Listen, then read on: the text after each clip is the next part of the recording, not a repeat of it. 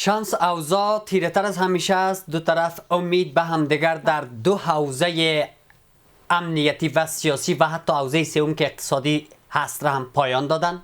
و از دو طرف بجز صحبت‌های تنش‌زا و بجز پایان انتظار به همدیگر چیزی شنیده نمی‌شود. همزمان با اینکه ما گواه صحبت‌های تنش‌زا، دشمنانه، خصمانه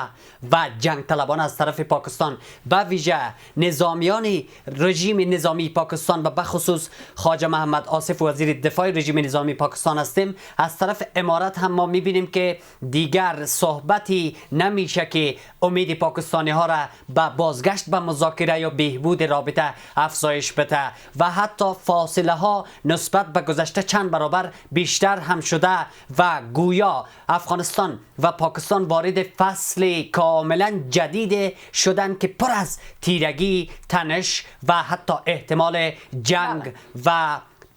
آتش‌گشایی است.